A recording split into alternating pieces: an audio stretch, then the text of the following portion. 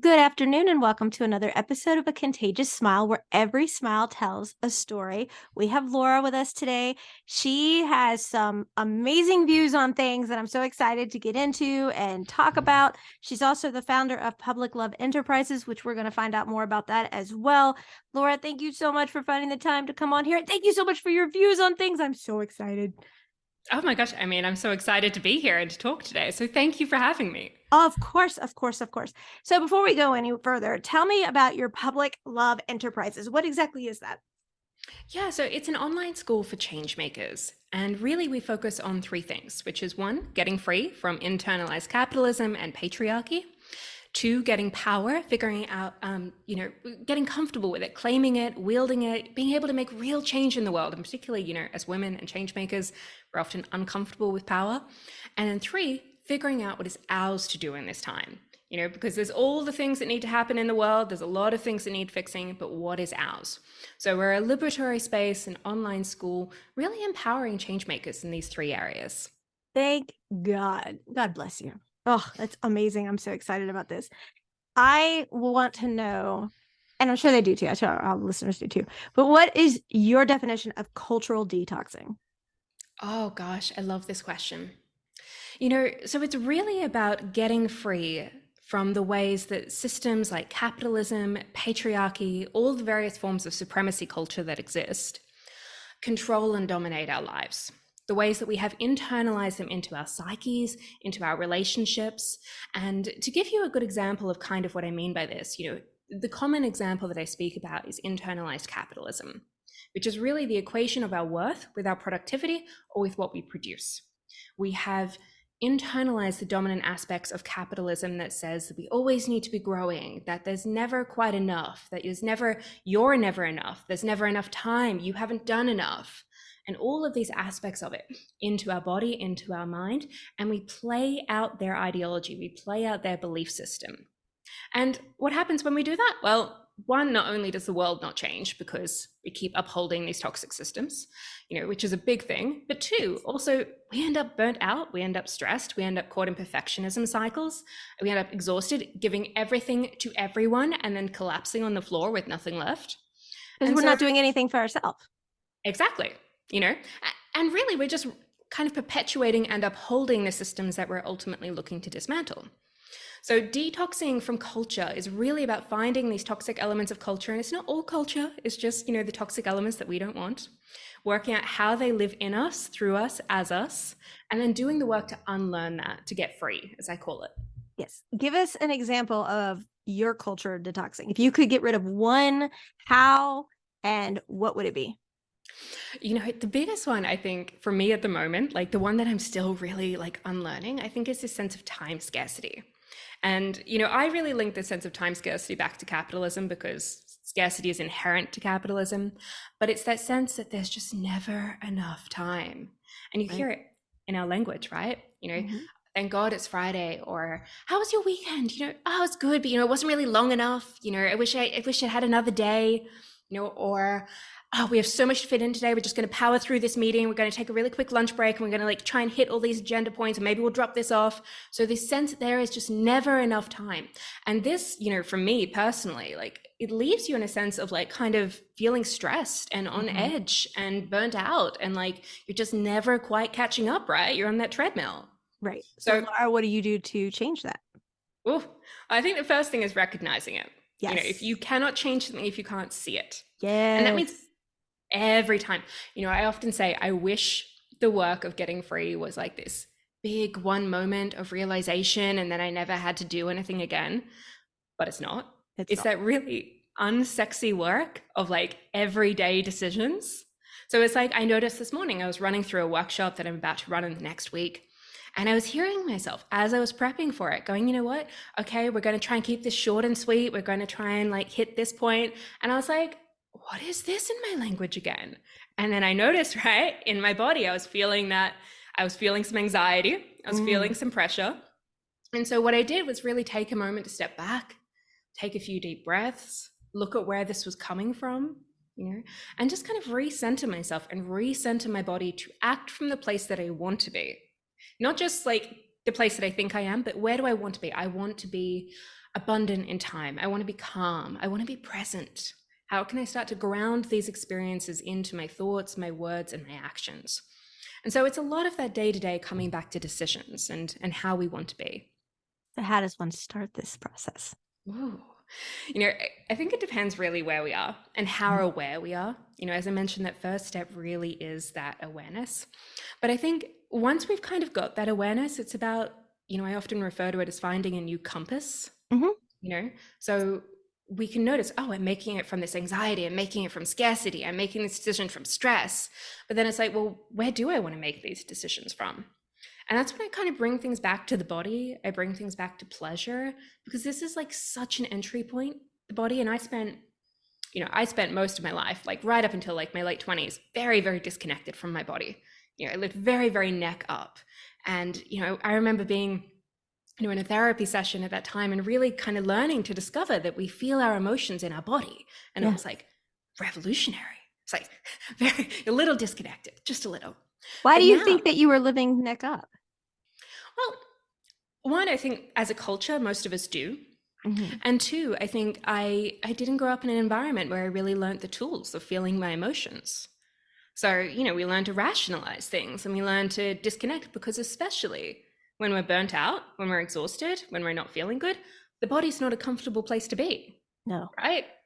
It's full of tension, it's full of tightness, it's giving a whole bunch of warning signs that are very hard to read. Mhm. And so reconnecting to the body, I think, is that first entry point after awareness and after like, okay, well, I see this system playing out.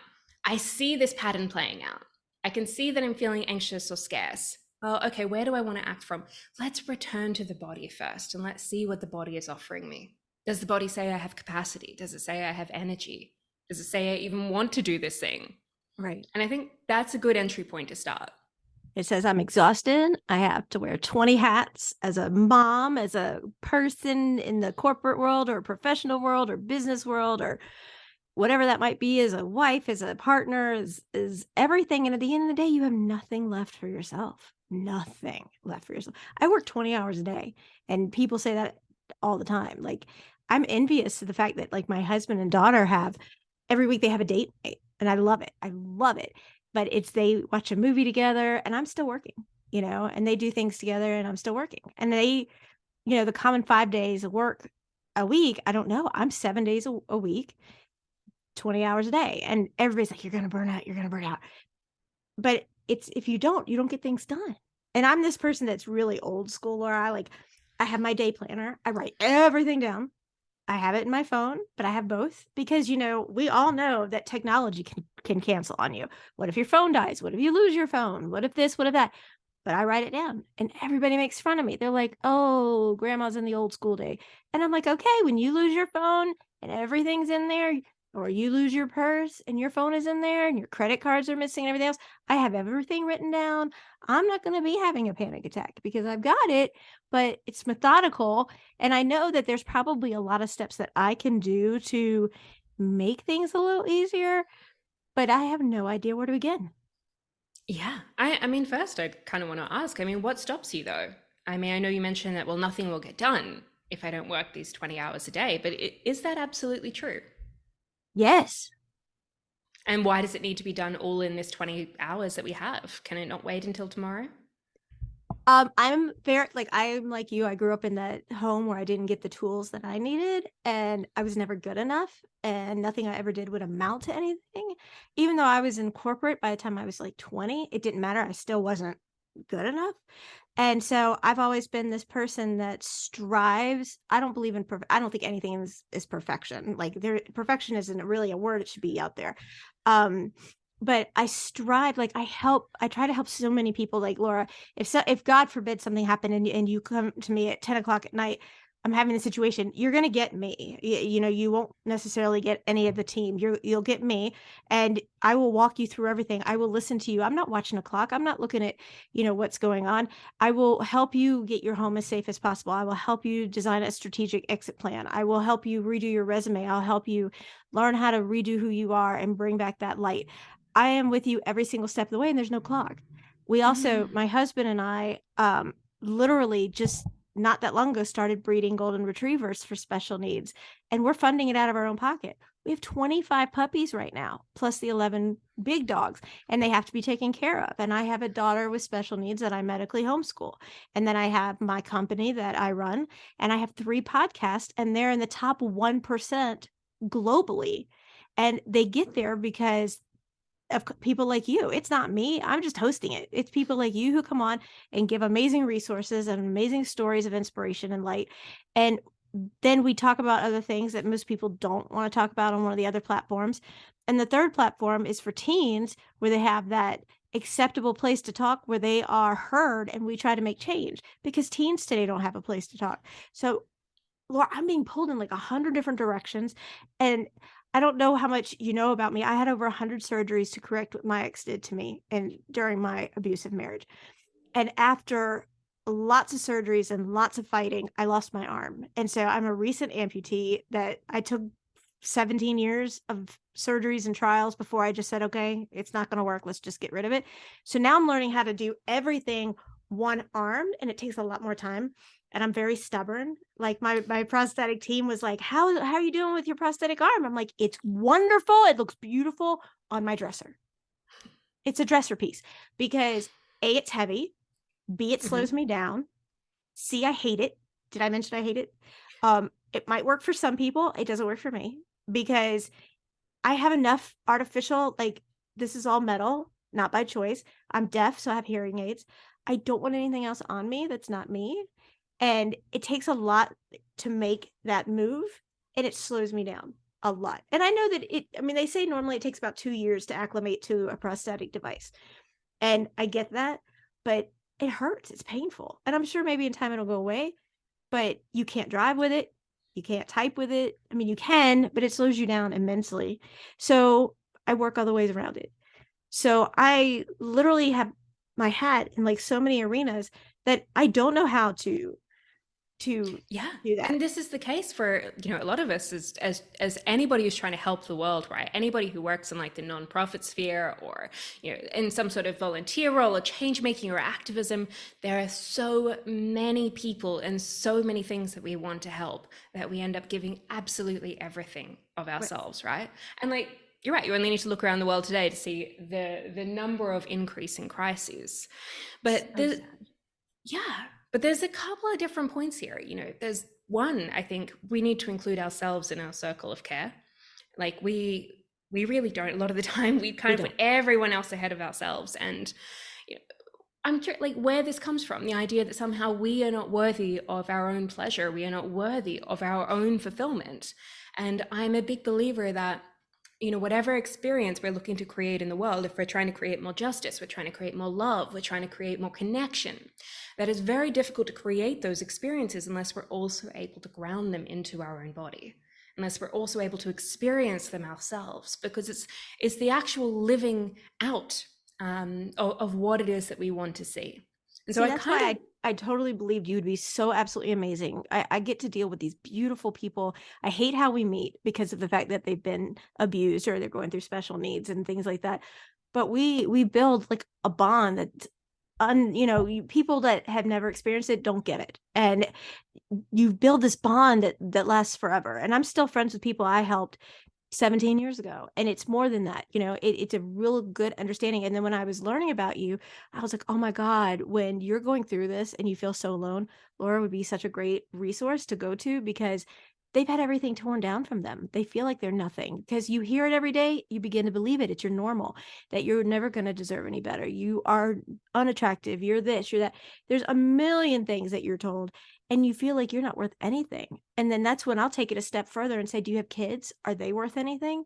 Then let's do this for them. And we're going to get to you. Because sometimes at that emergent moment, they're just like, well, I'm going to stay because I don't do any better. But if there's kids involved, you can use that to help get out. And then we can help the parent. But that's why I was so adamant about wanting you on, because you'd be such a huge resource to help these people, men and women, because men are victims too, and realizing that they are worth fighting for, that they can release this toxicity because it's a new way of life. They learn a whole new way of living. And that's why I would love to like find a way to just link you to everybody so that they can come and talk to you. I mean, this is one question I couldn't wait to ask you. You believe that we need to try to stop saving the world. Oh, Why do I you mean, think that is? I love this. I love this. I do. And you know, the reason I actually started thinking about this was I was very engaged in climate activism. And Mhm. I'm very, very passionate about it. I think it's one of the defining crises of this time is climate change. And you know, there's a big message in the environmental world or the environmental sphere that we need to save the world, we need to save the planet, and all of these stories. But they really, you know, when we're talking about as activists and change makers, like when we're talking about stories like this, we're talking about thoughts that we keep thinking, we're talking about words that we keep saying. And so what happens when we keep thinking every day that it's our job to save the world? Well, it's creating a danger response in our bodies, isn't it? It's saying there's a threat, there's this big David versus Goliath thing that I can't change. And don't get me wrong, climate change is a threat. It is a massive threat, but it's not a threat in the sense that for most of us, like right here, right now, talking in this conversation, that it's going to come along and it's going to hurt one of us. But our bodies don't know that, you know, they don't, our Absolutely. nervous systems don't know that. Our nervous systems are constantly responding to the stories that we're feeding them. And this means that when we have stories about needing to save the world, our body and our nervous system is constantly in this hyperdrive looking for a danger, looking for a threat. And I think, you know, and this applies to so many different spheres of change making, right? Mhm. And there's so many spaces that we can start to ground our work in where we still do the work, we still show up for the cause, we still show up for the mission, but we do it from a place of love, we do it from a place of service, we do it from a place of care. And all of those stories of why do I do this? Not to save the world, not because I need to do absolutely everything because I can't, you know, but because I love the world and I want to do what is mine in service of the world. That has such a different response in our bodies. It's just completely, it feels different. Mhm. And it also changes what we do. Now, sometimes it'll mean we do the exact same thing as we did when we were saying we needed to save the world, but sometimes it actually gives us a little bit more nuance to choose something that is more joyful, that is more aligned with our interests, more aligned with where it is that we feel that we're called to be, as opposed to, and I'm prone to this, trying to do all of the things all of the time without end, you know, and never quite getting there, you know, always being stuck in this mode of like me versus them, like David versus Goliath, this is it. So that's why I say it. I think there's power in changing the story around what we do and why we do what we do. Now, you have this toolbox of all these amazing tools to help better yourself. What would you take out as a tool to help somebody who comes to you who is just left a horrific situation and has totally lost themselves?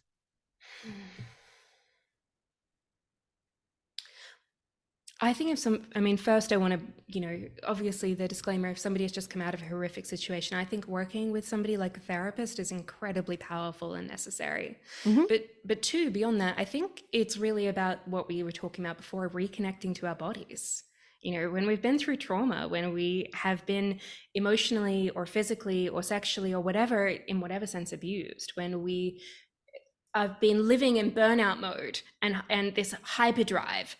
for our entire lives or decades, then we are going to be very disconnected from our body. And there's going to be spaces there that we need to learn to reconnect to and to work through.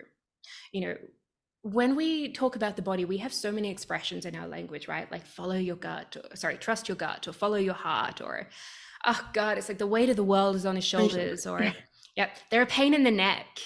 And like we have all of this language because it really speaks to genuine corresponding things in our body that actually are giving us advice, that are giving us the truth of our capacity, that are Mhm. giving us the truth of our desires. Mhm. But when we have come out of a bad situation, we are not tapped into that at all.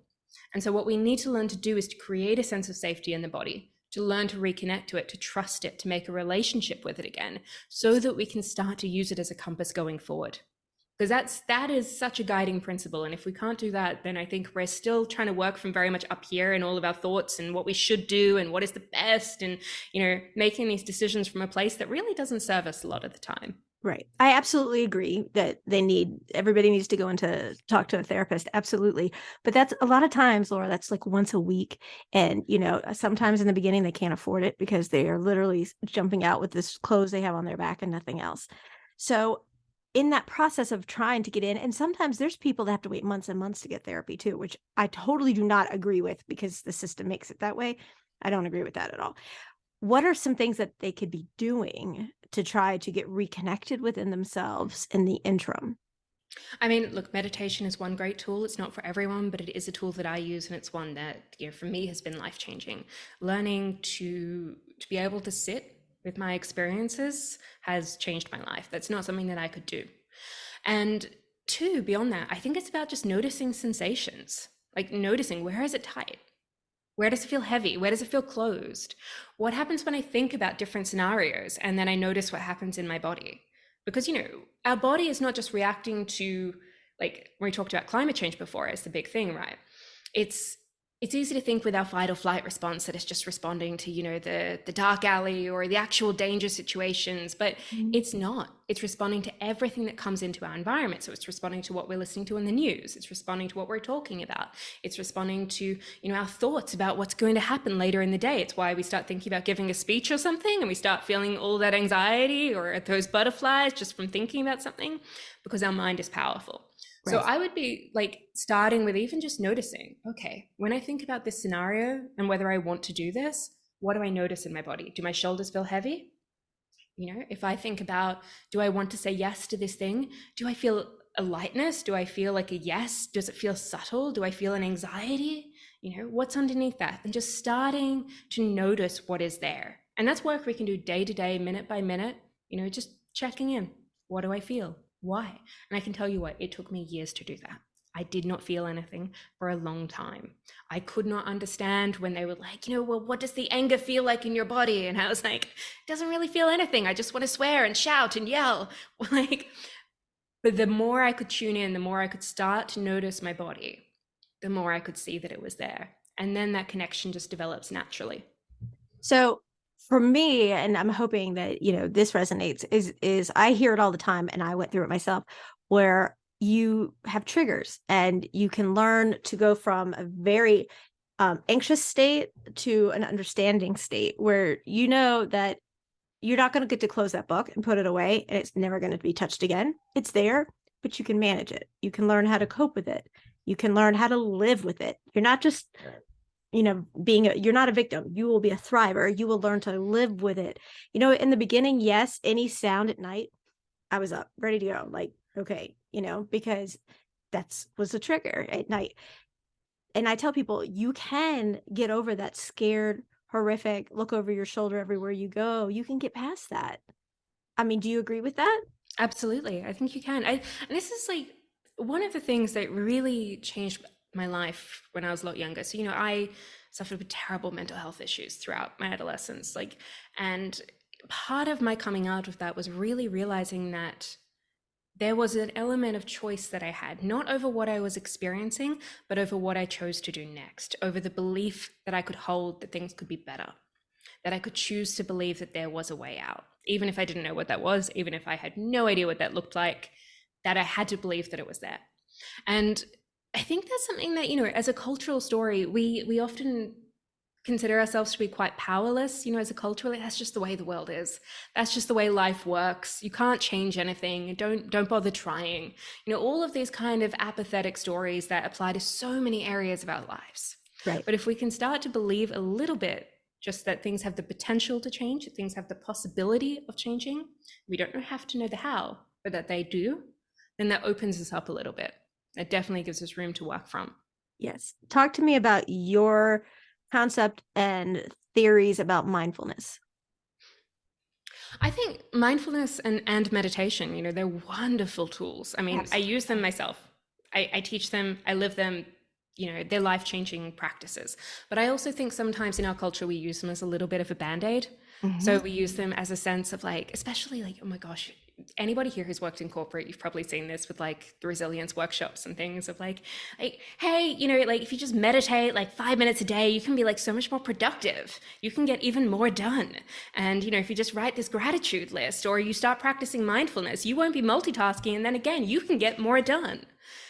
And it's a really problematic way to look at it because it's not what it was designed for. It's not using it as a tool of transformation. It's using it to basically just try to keep doing the same thing you're already doing, which is not serving you. but just, I'll be a little bit more resilient. And I think this is the problem, that we see resiliency as this individual thing.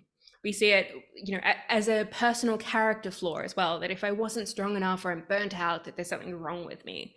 And it's not surprising that we see burnout all over the world today, and particularly in change making. Like, look at the world and what we're facing. Look at the unrealistic expectations that we have as a culture about, who we're supposed to be and how we're supposed to be and how much we're supposed to be doing. And so to me, burnout really is a system problem. It is a collective failure.